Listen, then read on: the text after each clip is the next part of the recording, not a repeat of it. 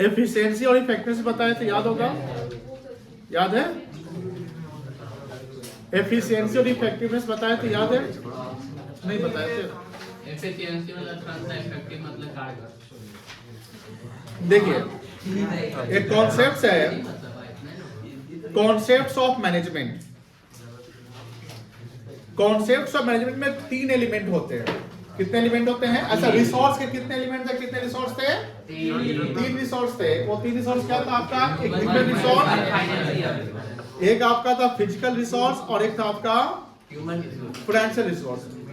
इस तीनों का प्रॉपर तरीके से काम होना, जैसे अगर हमारे पास जो एम्प्लॉई है, तो हमारे एम्प्लॉय 3 कैटेगरी के होते हैं, स्किल्ड होते हैं, सेमी स्किल्ड होते हैं और अनस्किल्ड। प्लीज बोलिए मत, रूपक सुनो ध्यान से, मोबाइल तुम हटाओ, हटाओ प्लीज, ध्यान सुनना, जब सवाल पूछे तो जवाब दीजिएगा। तो हमारे 3 रिसोर्स होते हैं, human resource, physical resource and financial resource.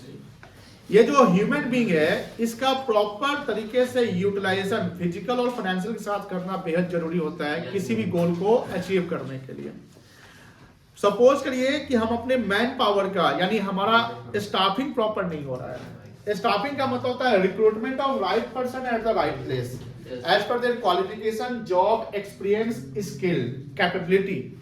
अब वहां पर अगर प्रॉपर आपने स्टाफिंग नहीं किया, यानी आपके पास अच्छे अच्छे एम्प्लॉय है बट उसका आपने रिक्रूटमेंट प्रॉपर नहीं किया। सर रिक्रूटमेंट प्रॉपर नहीं किया का मतलब ये है कि जिस काम में वो एक्सपर्ट है आपने उनको वो काम ना देकर कोई दूसरा काम दे दिया। तो सबसे पहले कि सर वो जो काम जिसमें एक्सपर्ट है वो काम आप उनको नहीं दे रहे हैं और दूसरा काम वो ले रहे हैं, तो वहां पर तो वो अनस्किल्ड हो जाएंगे या प्रॉपर अनअवेयर हो जाएंगे। दूसरा कि उनको थोड़ा सा इंटरेस्ट नहीं लगेगा काम करने में। किसी भी पर्सन को इंटरेस्ट काम करने वहां लगता है जहां पर वो स्किल्ड होता है। तो जब अगर प्रॉपर स्टाफिंग नहीं होता है तो उससे क्या होगा सर, हमारा रिसोर्स जो है वो वेस्टेज चला जाएगा।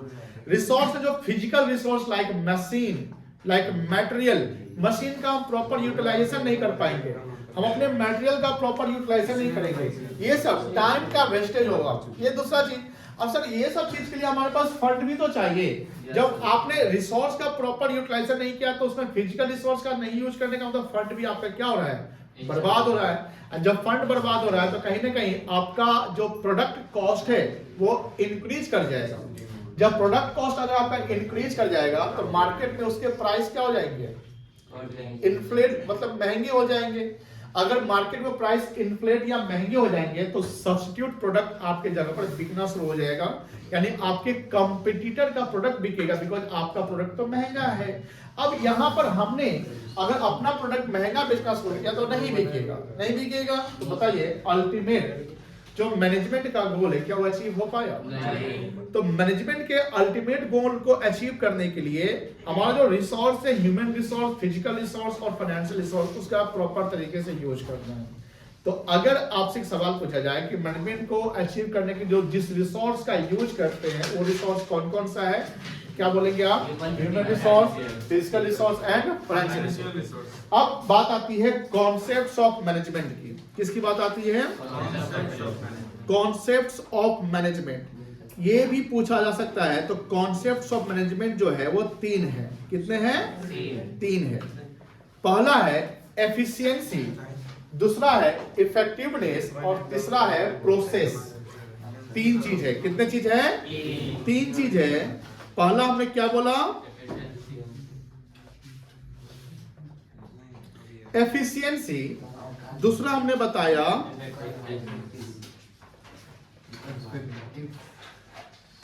इफेक्टिवनेस और तीसरा बताया हमने प्रोसेस।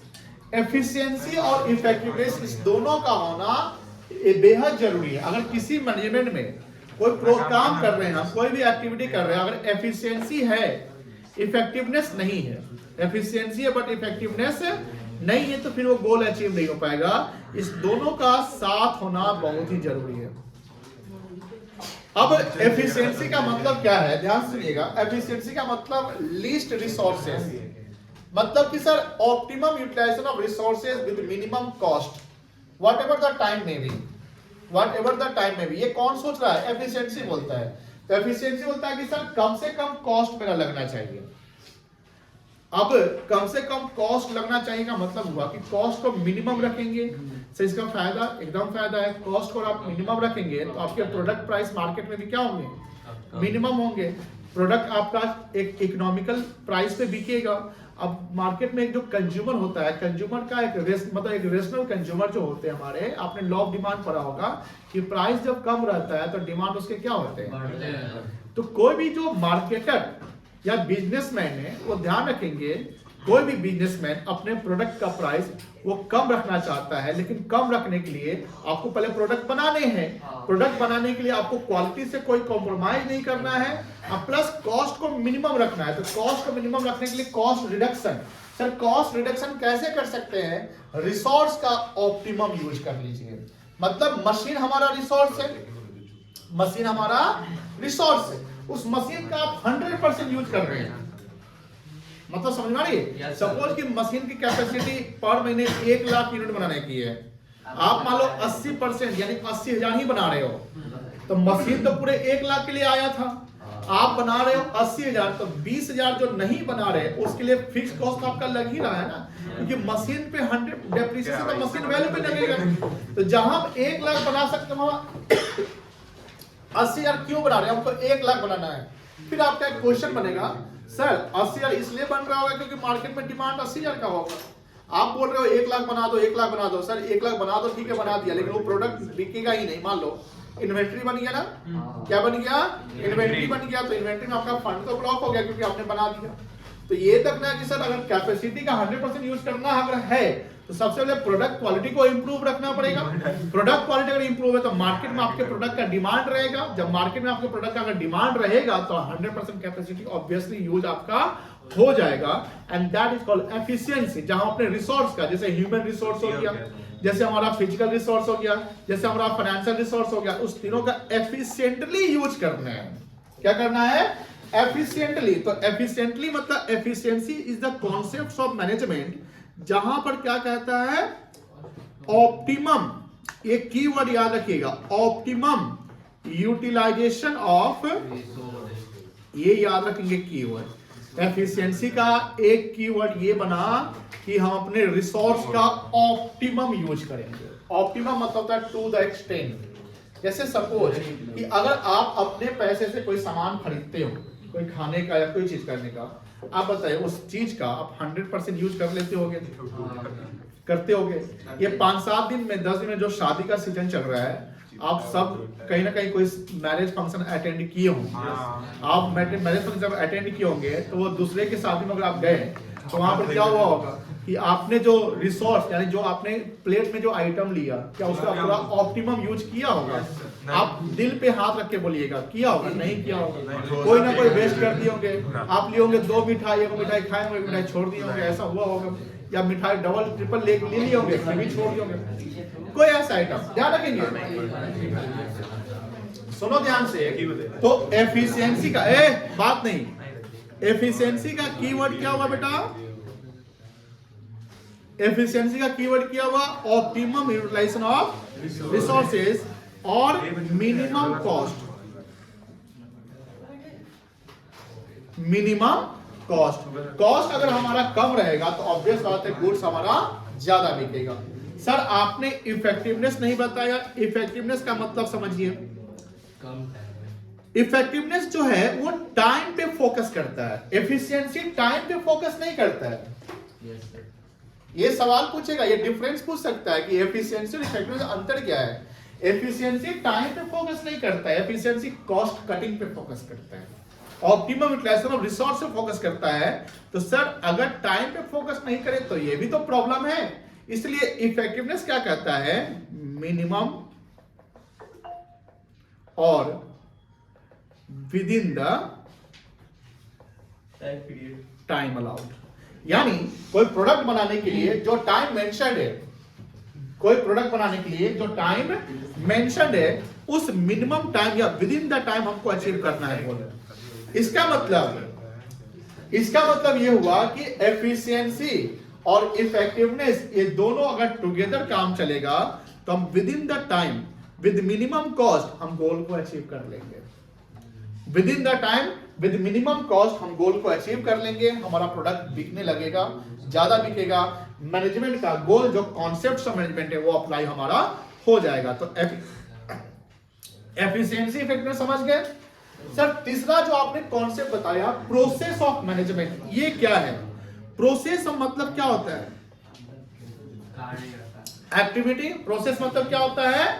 एक्टिविटी। तो प्रोसेस ऑफ मैनेजमेंट जो होते हैं इसका एक और नाम है, इसी को बोलते हैं फंक्शंस ऑफ मैनेजमेंट। क्या बोलते हैं? Functions of management. और मैनेजमेंट के फंक्शन या मैनेजमेंट के जो प्रोसेस यानी मैनेजमेंट करने की प्रक्रिया कि कैसे मैनेजमेंट किया जाता है। क्या स्टाफिंग, जैसे हमने बोला कि स्टाफिंग का मतलब होता है recruitment of right person at the right place. क्या मैनेजमेंट है? हाँ ये है। एफिशिएंटली एफिशिएंटली और इफेक्टिव कोई काम को करना कि ये मैनेजमेंट का प्रोसेस है। हाँ है। आप प्रॉपर डायरेक्शन कर दे रहे, डायरेक्टिव जैसे समझते हैं ना, डायरेक्शन देना कि कौन काम करेगा, किसको इंस्ट्रक्टर बना दे, कौन सुपरवाइजर होगा, कौन गाइड करेगा, कोई कंट्रोल करेगा। क्या ये भी मैनेजमेंट का प्रोसेस है? हाँ ये है। एवरीथिंग जो मैनेजमेंट जो within the organization activity होता है इंटरनली, कुछ चीज ऐसे होते हैं जो हमारे कंट्रोल में नहीं होते, जिसको बोलते हैं एक्सटर्नल फैक्टर्स। क्या बोलते हैं? External factors. तो external factors like government policy, like technology, like economic conditions, like social culture, ये सब हमारे कंट्रोल में नहीं होते, उसको एक्सटर्नल फैक्टर कहते हैं। और एक्सटर्नल फैक्टर एक ऑर्गेनाइजेशन को इंपैक्ट नहीं करता है, वो सारे ऑर्गेनाइजेशन जो उस कैटेगरी में आता है उनको इंपैक्ट करता है। लेकिन इंटरनल फैक्टर जैसे मैनेजमेंट की कोई पॉलिसी, कोड ऑफ कंडक्ट, आपका एम्प्लॉय के साथ क्या बिहेवियर है, आपके प्रोडक्ट की क्वालिटी, प्रोडक्ट का कॉस्ट, ये इंटरनल फैक्टर होगा कि एक्सटर्नल फैक्टर होगा? कैसे एक्सटर्नल होगा? प्रोडक्ट का कॉस्ट आपको क्या रखना है, प्रोडक्ट पे कंट्रोल, क्वालिटी, आपका मैनेजमेंट पे एम्प्लॉय का क्या सैलरी देना है, ये आपका एक्सटर्नल फैक्टर कैसे हो जाएगा? ये तो इंटरनल फैक्टर है। तो आप ध्यान रखना है कि ये सारा चीज जो हम ध्यान रख रहे हैं ये सब क्या है? मैनेजमेंट के फंक्शन है। ये मैनेजमेंट के क्या है बेटा? फंक्शन है। 5 फंक्शन मैनेजमेंट के। कितने फंक्शन है? 5। पहला प्रोसेस या फंक्शन है जिसको बोलते हैं प्लानिंग। क्या बोलते हैं?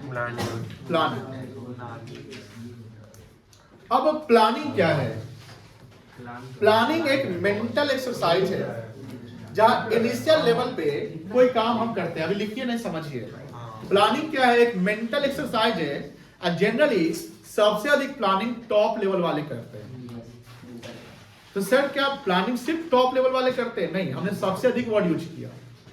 टॉप लेवल वाले क्या करते हैं? अपना जो प्लानिंग यानी प्रोडक्ट प्लानिंग है, कोई भी बजट पर काम करना है, कुछ भी, वो अपना डिसीजन मेकिंग जो है वो नीचे मिडिल वाले को ट्रांसफर करते हैं। जब मिडिल वाले को काम मिलता है, मिडिल वाले मतलब कि डिपार्टमेंट वाइज जो डिपार्टमेंटल हेड होते हैं, तो मिडिल वाले को जो काम मिलता है वो मिडिल वाले भी अपने लेवल पे प्लानिंग करते हैं। बात समझ रही ना? फिर मिडिल वाले क्या करते हैं? उसको अब लिंक करते हैं ऑपरेशनल लेवल, इसको लोअर लेवल कहते हैं, जहां पर काम ग्राउंड लेवल से होता है। ग्राउंड लेवल पे जो ऑपरेशनल लेवल होते हैं उनका भी अपना एक टीम होता है। वहां भी जब उनको कोई अपना काम करना है तो वो अपना प्लानिंग करेंगे। जैसे मान लो कि टॉप लेवल ने मिडिल वाले को असाइनमेंट दे दिया कि आपको बजट बनाना, आपको ये प्रोडक्शन करना है। तो प्रोडक्शन जो departmental head like purchase manager हो गया, फाइनेंस मैनेजर हो गया, प्रोडक्शन मैनेजर हो गया, सेल्स मैनेजर। तो सेल्स मैनेजर का प्लानिंग क्या होगा? सेल्स कैसे करना है। मार्केटिंग मैनेजर का प्लानिंग क्या होगा? पूरा मार्केटिंग कैसे करना है। फाइनेंस मैनेजर का क्या काम होगा? फंड कैसे अरेंज करना है। अपनी बात समझ रही है? जो टॉप लेवल जो प्लानिंग करे पूरे होल ऑर्गेनाइजेशन की, जैसे एमडी, कंपनी का एमडी होगा, बोर्ड ऑफ डायरेक्टर होगा, ये जो प्लानिंग करेंगे वो एक डिपार्टमेंट की करेंगे कि होल कंपनी की करेंगे। मुकेश अंबानी अगर कहीं जैसे मान लो अभी बंगाल गए थे, या कोई कंपनी का जो सीईओ एमडी आता है किसी कंट्री के, मतलब जैसे पीएम वगैरह से मिलने के लिए, कोई स्टेट का सीएम से मिलने के लिए, तो वो होल ऑर्गेनाइजेशन पे फोकस करता है कि हमको मान लो कि 5 करोड़ इन्वेस्ट करना है, 10 करोड़ इन्वेस्ट करना वगैरह। तो वो किसके लिए प्लानिंग कर रहा है? होल कंपनी की प्लानिंग करता है। तो टॉप लेवल प्लानिंग कर रहा है तो पूरे कंपनी। टॉप के बाद आता है डिपार्टमेंटल हेड या रीजनल हेड, जैसे रीजन वाइज बनता है या ब्रांच हेड होता है, तो उनका जब प्लानिंग होगा, अगर रीजनल हेड होगा तो उनका प्लानिंग क्या होगा? पूरे कंपनी का होगा कि उस रीजन का होगा? ऑब्वियसली जिस चीज के आप हेड है उसी का आप प्लानिंग करोगे। तो अगर प्रोडक्शन मैनेजर है अगर, तो प्रोडक्शन मैनेजर प्रोडक्ट प्लानिंग करेगा, प्रोडक्शन कैसे करना है, कॉस्ट क्या कैसे कम करना है, कैसे रॉ मटेरियल्स को हमको अरेंज करना है, हम अपने एम्प्लॉय को कैसे काम दे, वो कौन काम करेगा, कौन रिपेयर में कौन मशीन चलाएगा वगैरह वगैरह। फिर जो ऑपरेशनल लेवल पे आता है तो ऑपरेशनल अपना प्लानिंग करेगा। तो प्लानिंग क्या है, द फंक्शन ऑफ मैनेजमेंट जो इनिशियल लेवल पे प्लानिंग से ही शुरुआत होती है। पहला प्रोसेस क्या है आपका बेटा, प्लानिंग। ये पहला है, ये आप सेकेंड में यूज नहीं करेंगे। पहला प्रोसेस या पहला फंक्शन ऑफ मैनेजमेंट क्या है, प्लानिंग। जब हम प्लानिंग कर लेते हैं उसके बाद हम करते हैं ऑर्गेनाइजिंग। ऑर्गेनाइजिंग का मतलब होता है कि हम एक स्ट्रक्चर और ऑर्गेनाइज्ड वे में कोई काम करें। मतलब कि ऑर्गेनाइजिंग इज द बेस और स्ट्रक्चर ऑफ द ऑर्गेनाइजेशन। जैसे मान लो सब, जैसे प्लानिंग हमने किया, आइडेंटिफिकेशन किया काम का कि क्या करना है, क्या मेरा बजट होना चाहिए, कौन सा प्रोडक्ट बनाना है।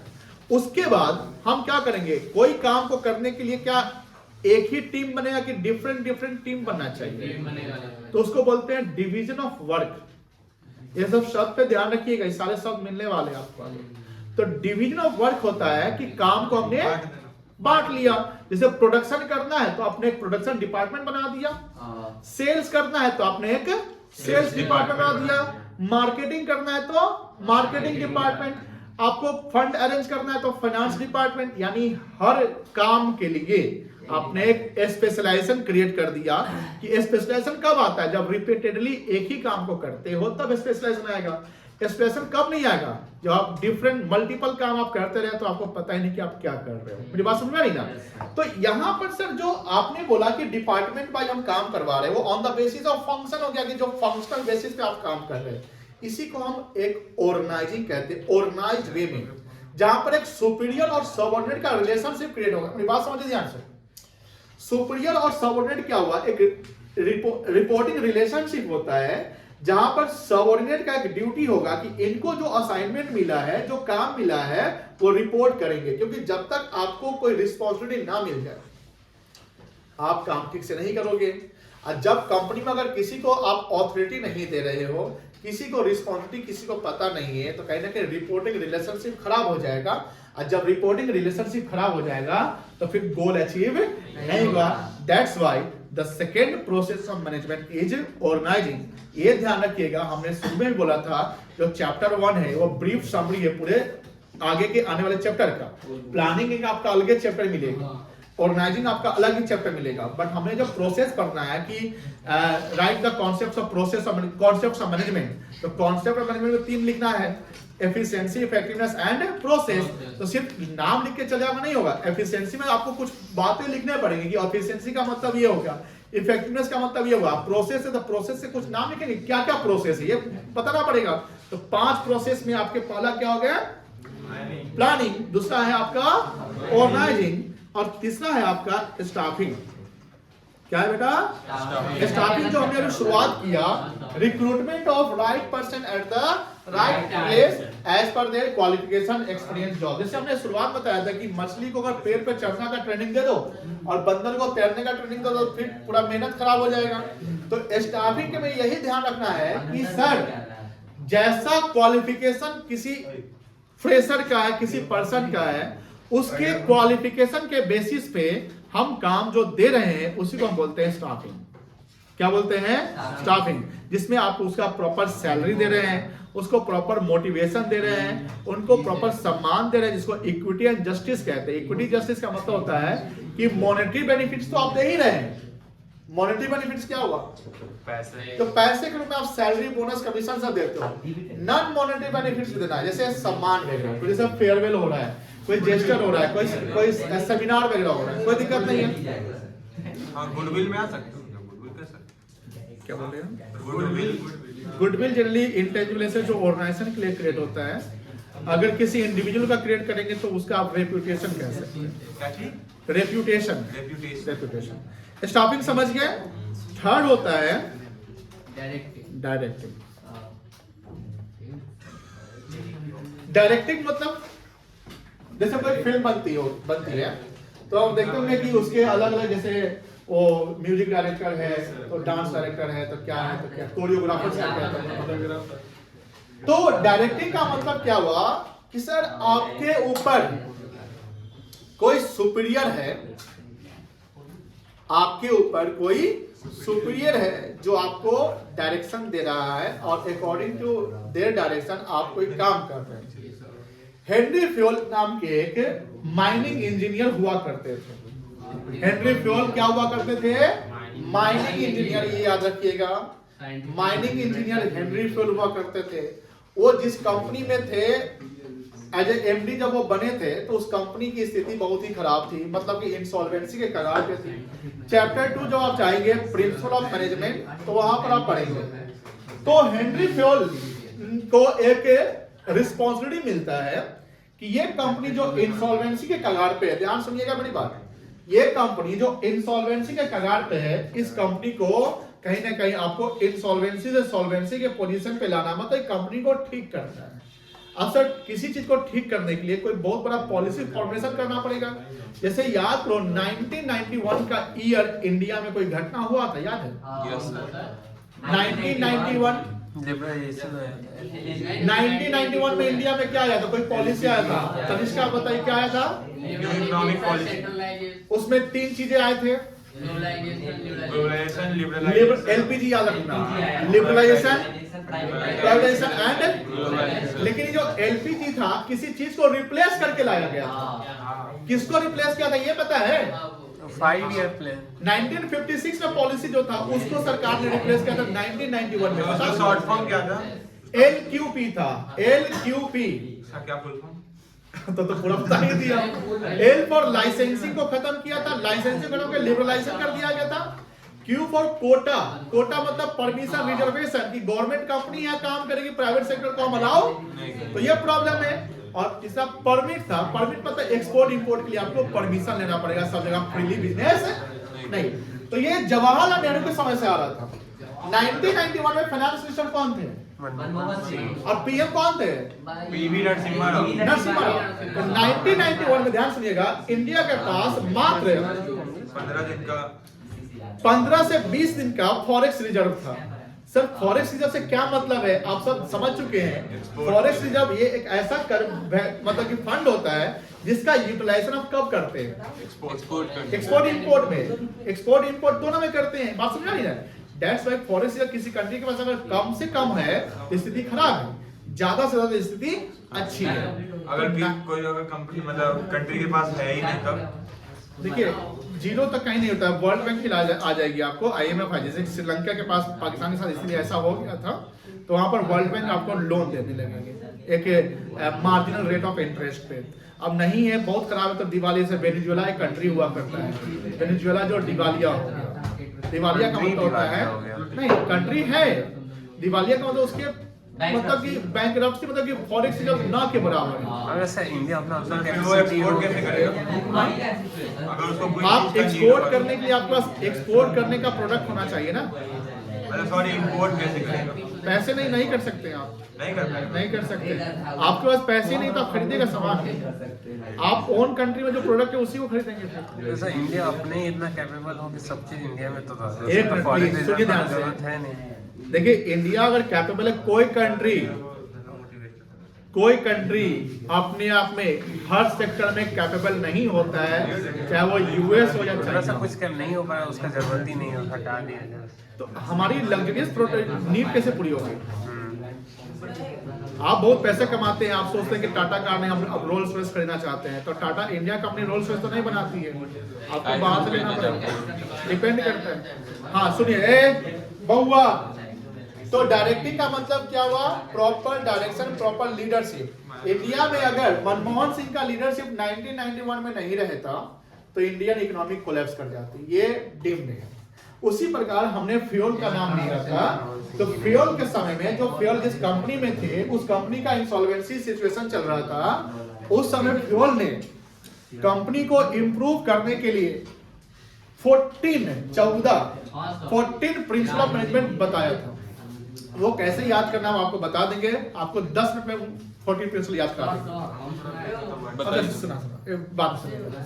तो जो 14 प्रिंसिपल था, सुनो उत्कर्ष बात नहीं, उस 14 प्रिंसिपल में एक था प्रिंसिपल ऑफ डायरेक्शन या प्रिंसिपल ऑफ डायरेक्टिंग। तो अब जैसे जिसको unity of command, unity of direction, हाँ सुनो ना, यूनिटी ऑफ कमांड कहते हैं, यूनिटी ऑफ डायरेक्शन। तो डायरेक्शन का मतलब क्या हुआ कि एक पर्सन जो एक सुपीरियर होगा, तो सुपीरियर हो गया ऊपर वाला, उसके नीचे कोई सबऑर्डिनेट होंगे, तो इस सबऑर्डिनेट को डायरेक्शन देने वाला कौन होना चाहिए? एक या एक से अधिक होना चाहिए? एक होना चाहिए। अगर ये सबऑर्डिनेट है, इसका डायरेक्टर मान लो एक्स भी है, वाई भी है, जेड भी, तो वो ये कंफ्यूज हो जाएगा ना कि किसका बात सुनना है। तो इसको डायरेक्ट करने वाला कोई एक होना चाहिए, इसी को हम डायरेक्टिंग कहते हैं। मतलब डायरेक्टिंग में एक यूनिटी ऑफ डायरेक्शन आता है, जहां पर डायरेक्शन भी प्रॉपर वे में होना चाहिए, कोई दिक्कत नहीं है। और पांचवा चीज क्या है? पांचवा है आपका कंट्रोलिंग। क्या है बेटा? कंट्रोलिंग। कंट्रोलिंग कब होता है? जब हम प्लानिंग करते हैं। जब हम क्या करते हैं? प्लानिंग करते हैं। तो प्लानिंग में हम बजट बनाते हैं। प्लानिंग क्या फ्यूचरिस्टिक होता है कि मतलब प्लानिंग फॉरवर्ड होता है कि बैकवर्ड होता है? आगे के लिए होता है। प्लानिंग होता है कि कोई काम करने से पहले आपने प्लान किया। प्लानिंग क्या होता है? कोई काम करने से पहले आपने प्लान किया। तो सपोज करो कि आपने वो प्लान किया, तो आपका एक एक्चुअल रिजल्ट आता रहेगा। आपने बजट बनाया कि सर किसी प्रोडक्ट को बनाने में 1 लाख का कॉस्ट आने वाला है। किसी प्रोडक्ट को बनाने के लिए आपका कॉस्ट आने वाला है 1 लाख। आपने एक बजट बनाया। क्या बनाया? बजट। आप जब एक्चुअल में जाते हो तो आपका कॉस्ट 1,20,000 हो जाता है, यानी 20% आपका कॉस्ट बढ़ गया। 20% जो कॉस्ट बढ़ रहा है, यानी difference between planned and actual. Planned budget था आपका 1 लाख, एक्चुअल रिजल्ट आया 1,20,000। 20,000 is the deviation. 20,000 what? Deviation. DEVIATION। ए रूपक, डेविएशन का स्पेलिंग बोलो तो क्या बोले अभी हम? तुमको हम पीट देंगे। बात सब समझा रहे हैं तो सुना कर, एंगल तुम्हारा गड़बड़ हो गया है। हाँ, डेविएशन का स्पेलिंग क्या होगा? DEVIATION। Deviation is means what? Deviation is the difference. Deviation is the difference between planned and actual. It may be positive or negative. You have made a budget of ₹1 lakh, but your actual figure is 1,20,000. 20% is higher than the planned. कोई दिक्कत नहीं है। अब sir अगर 20,000 जो extra आया, इसका reason find out करना पड़ेगा कि नहीं करना पड़ेगा? ये प्रॉब्लम है कि नहीं प्रॉब्लम है? 20,000 जो कॉस्ट ज्यादा आया है, क्या ये प्रॉब्लम है कि नहीं प्रॉब्लम है? सब तो प्रॉब्लम को हम स्किप कर जाए कि उसके रीजन को फाइंड आउट करेंगे? रीजन को फाइंड आउट करेंगे। जब रीजन को फाइंड आउट करेंगे तो क्या होगा? ध्यान से देखिएगा कि सर वो 20,000 बढ़ने का कारण क्या? क्या ये मटेरियल है? क्या ये लेबर है? क्या कोई कॉस्ट है? तो सॉरी क्या छू दिया है नहीं इसके लिए वो अपना ट्रांसफर हो गई। पनौती डाल बेटा होगा नोटिफिकेशन नहीं सर, चार्ज लगाए, देख रहे चार्ज हो रहा है कि अब आप लोग थोड़ा अपने पढ़ाई पे ये क्या नाम उत्कर्ष और उमंग, आप दोनों जो है अब आप लोग को फिर कुछ सुना देंगे। हम लोग क्या किए? आप लोग पढ़ाई पे फोकस नहीं कर रहे, आप अनकंफर्टेबल जैसे फील करा रहे हैं सबको। हम लोग अभी हम आराम लोग से बोले शांति भी से, नहीं। शांति से, हम आपको पीछे से बोला है कि छू रहा है सर, काला हो गया सर, क्या हम लोग नहीं बोले। हम लोग बोले भी नहीं सर। शांति से हम लोग शांति आपसे भी एक सब नहीं बोले। ये बोला है सर, आप हर चीज में हम लोग को बोलते हैं अब गलत मुंह बंद रखो। हाँ, कहाँ थे हम लोग? डेविएशन पे थे ना? ए उत्कर्ष, क्या है डेविएशन का स्पेलिंग बता? DEVIATION। कितना आया था डेविएशन अभी एग्जांपल में? क्या कितना रुपया आया इसके था? बारे में बात नहीं लगा ना। एग्जांपल था पता है कितना आया था? 20,000 20,000। तो वो 20,000 जो डेविएशन है नेगेटिव है कि पॉजिटिव है? नेगेटिव है। इसका रीजन फाइंड आउट करना है कि नहीं? करना पड़ेगा। और रीजन फाइंड आउट करने के लिए आपको कंट्रोल करना पड़ेगा। कंट्रोल कब होती है? जब हम कोई गलती करते हैं। यानी हमने प्लानिंग किया बट प्लानिंग के अकॉर्डिंग नहीं चल रहा है, तो हमको क्या करना पड़ेगा? Control. And control is also the part of management. There are 5 functions of management and 5 functions are planning, organizing, staffing, directing and controlling. क्या क्या है? Planning, organizing, staffing, directing and controlling. कोई दिक्कत? अब हम बोलेंगे, आप सुनेंगे, उसका हम पूछेंगे, आप बताएंगे। 3 कॉन्सेप्ट्स हैं। कितने कॉन्सेप्ट्स हैं? 3। Efficiency, effectiveness and process. Efficiency में क्या फोकस करते हैं? और मिनिमम कॉस्ट। इफेक्टिवनेस में क्या फोकस करते हैं? दोनों का होना जरूरी है टुगेदर किसी भी गोल को अचीव करने के लिए। अगर आप एफिशिएंट है बट इफेक्टिव नहीं है तो फिर प्रॉब्लम हो जाएगा। अगर आप इफेक्टिव है बट एफिशिएंट नहीं है तो भी प्रॉब्लम हो जाएगा। तो both the combination of efficiency and effectiveness must be available while doing management. Apart from efficiency and effectiveness, there are third concepts of management that is called process of management. That is called process of management, and the process of management is also called the function of management. There are 5 functions of management. There are 5 functions of management which we have to use in sequence. The first function is planning, second is organizing, third is staffing, fourth is directing, and fifth is controlling. We have to discuss 5 separate chapter of these 5 functions. तो यहाँ पर बस brief समझ रहे हैं कि planning का मतलब क्या हुआ? इनिशियल वर्क जो आप मेंटल एक्सरसाइज पॉलिसी फॉर्मेशन के लिए काम करते हैं। ऑर्गेनाइजिंग क्या हुआ कि प्रॉपर वे में एक सिस्टमैटिक ऑर्डर में डिपार्टमेंट बना के स्ट्रक्चर में काम करते हैं। स्टार्टिंग हुआ कि सही इंसान को सही जगह डालना। डायरेक्टिंग हुआ कि प्रॉपर डायरेक्शन देना, जिसमें आप यूनिटी ऑफ डायरेक्शन सुनोगे, प्रिंसिपल ऑफ मैनेजमेंट का पार्ट होता है। कंट्रोलिंग क्या होता है? कंट्रोलिंग होता है कि जब प्लान अगर आप प्रॉपर काम नहीं कर रहा है, कहीं ना कहीं कुछ लैकिंग है, कुछ गलती, तब कंट्रोल करना पड़ेगा। सर अगर माइनर प्रॉब्लम है तो आप उसको इग्नोर कर सकते हैं। कंट्रोल हर जगह करेंगे ऐसा नहीं है। जैसे इसी में कोई बच्चा पढ़ाई पर ध्यान नहीं दे रहा है, ये बतिया रहा है, मान लो वो बतिया रहा है, देखो दोनों को, तो दोनों जो ऐसे से बतिया रहा है, है कि नहीं? कंट्रोलिंग सब जगह नहीं होगा। जहाँ पे जो प्रॉब्लम है वहाँ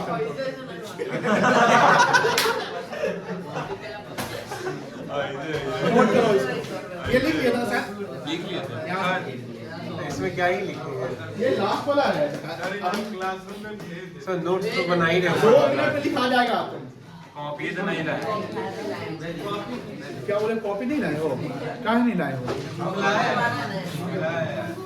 हमने क्या बोला था आपको कि जब चैप्टर का नोट्स गया है वो फेयर करना है। उसके पहले या लास्ट में 3-4 पेज ब्लैंक रख के चल रहा है, जिसमें जो क्लास जो लिखवाएंगे ना कीवर्ड वो लिखने हैं। मेरी बात समझ में आ रही है ना आपको? वो लिखने हैं। बेटा क्या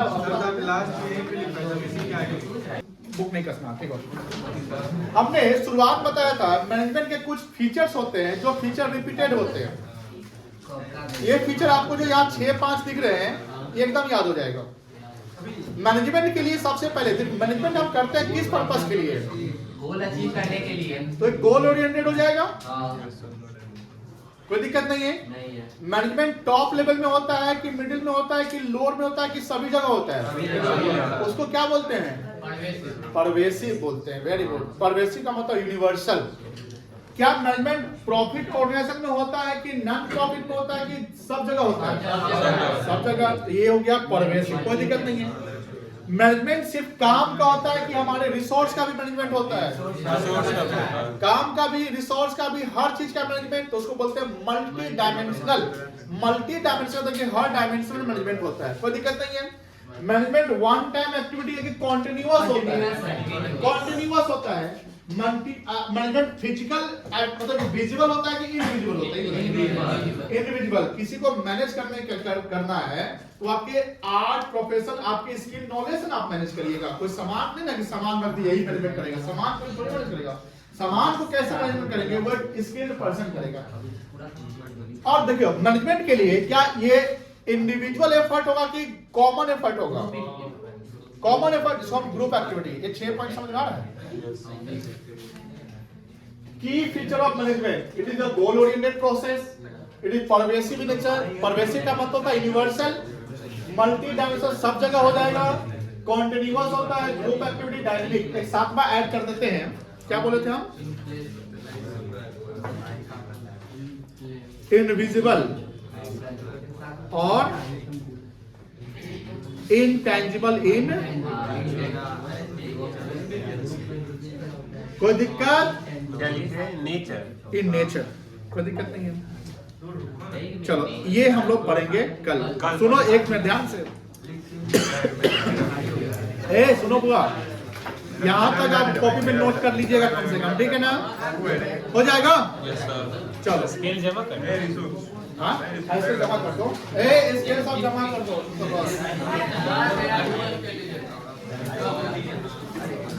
कल जमा कल बता दो यहाँ पे।